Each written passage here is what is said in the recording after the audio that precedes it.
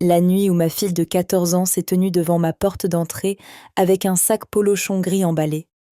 Je pensais qu'elle partait parce qu'elle voulait s'échapper de chez moi. J'avais tort. Elle partait parce qu'elle croyait que disparaître était le seul moyen de sauver sa petite sœur. Et la personne qui lui a fait croire ça était ma propre mère. Je m'appelle Harper Lowell et 2 ans plus tôt, 2 sœurs sont entrées dans ma vie avec tout ce qu'elles possédaient dans un vieux sac. J'avais 36 ans, infirmière en soins intensifs pédiatriques à Dayton, Ohio, et après la fin de mon mariage, j'ai décidé de devenir mère adoptive. J'avais passé des années à m'occuper d'enfants malades, mais je voulais aider les enfants qui avaient perdu leur sentiment de sécurité. Puis j'ai reçu un appel à propos de Nora et Sadie. Nora avait 14 ans. Sadie avait 5 ans. Ils avaient déjà presque tout perdu. Leur mère est morte d'une overdose. Leur grand-mère est décédée après avoir essayé de s'occuper d'eux, et le placement en famille d'accueil est devenu leur nouvelle réalité. Le pire, c'est que Nora avait déjà appris la leçon la plus douloureuse qu'un enfant puisse apprendre. Une famille pouvait aimer sa sœur et la laisser derrière elle. Quand ils sont arrivés chez moi, Sadie a serré fermement la manche de Nora. Nora est entrée différemment. Elle regarda autour d'elle comme si elle cherchait une issue. Le premier soir, j'ai préparé le dîner, leur ai montré leur chambre et leur ai dit qu'ils étaient à la maison. Sadie m'a cru. Nora ne l'a pas fait.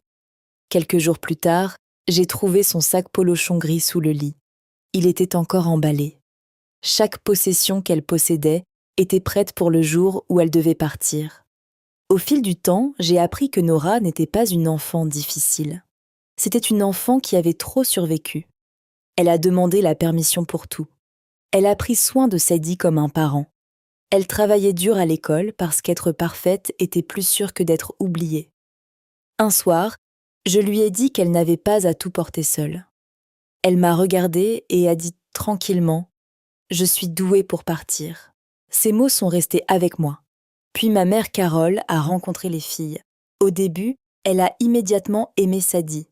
Elle la serra dans ses bras, la félicita et l'appela un ange. Puis elle regarda Nora. La chaleur disparut. Au lieu de l'accueillir, elle l'a interrogée. Avant de partir ce jour-là, ma mère m'a serré dans ses bras et m'a chuchoté. « Tu sais que tu n'es pas obligée de prendre les deux. » Je pensais qu'elle plaisantait. Elle ne l'était pas. Au cours des mois suivants, elle a commencé à créer une différence entre les sœurs. Elle a invité Sadie dans des endroits sans Nora, excursions au zoo, journées shopping, événements familiaux. Chaque offre semblait gentille, mais Nora a compris le message. Un enfant appartenait, l'autre était temporaire. J'ai dit clairement à ma mère que les filles s'étaient réunies, les deux ou ni l'un ni l'autre, mais elle a refusé de l'accepter. Puis vint l'incident de la piscine. Un autre enfant a attrapé les lunettes de Sadie et Nora est intervenue pour la protéger. Le sauveteur a confirmé que Nora n'avait rien fait de mal. Mais ma mère a changé l'histoire. Soudain, Nora était agressive. Soudain, Nora était dangereuse. Soudain, tout le monde avait besoin de s'inquiéter pour Sadie. C'est là que j'ai réalisé que ma mère ne voyait pas Nora. Elle voyait la version de Nora à laquelle elle voulait croire. Lentement, Nora a recommencé à se taire. Puis vint son anniversaire.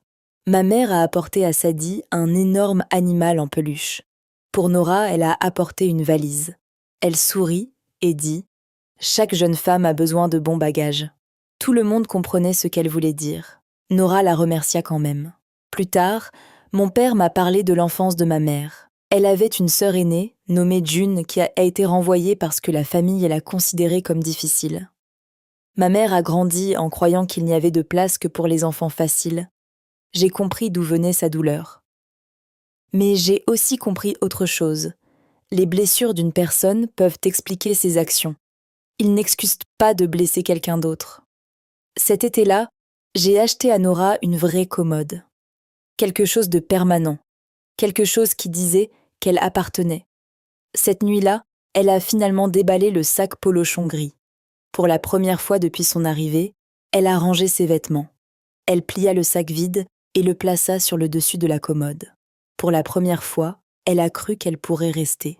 11 jours plus tard, ma mère est venue dîner. Elle a amené ma sœur Rachel et mon père. Pendant le repas, elle a finalement dit ce qu'elle avait pensé. Elle a dit que Nora était endommagée. Elle a dit que Saïdi méritait une famille normale. Puis elle m'a regardée et m'a dit « Garde-la douce, renvoyez la fille plus âgée ». Quelques heures plus tard, j'ai entendu ma porte d'entrée s'ouvrir. Nora se tenait là avec son manteau, ses chaussures attachées et le sac gris à nouveau emballé. Elle avait laissé un mot disant qu'elle partait pour que Saïdi puisse rester. Elle pensait que se retirer était le seul moyen de protéger sa sœur. Je me suis assis à côté d'elle et je lui ai dit la vérité. Personne dans cette maison ne mérite sa place. Tu es à ta place ici parce que tu es ma fille. Elle a pleuré et a demandé « Et si le juge la croyait ?» Je ne savais pas ce qui allait se passer, mais je savais que je me battrais. Le lendemain matin, j'ai tout raconté à mon assistante sociale. Peu de temps après, quelqu'un a déposé une plainte anonyme disant que Nora était dangereuse et que l'adoption devait être reconsidérée. L'audience a été retardée, mais ils ont commis une erreur. Ils ont sous-estimé Nora. Elle est descendue avec son téléphone et l'a posé sur la table. Pendant 7 mois, elle avait enregistré des messages de ma mère et de Rachel.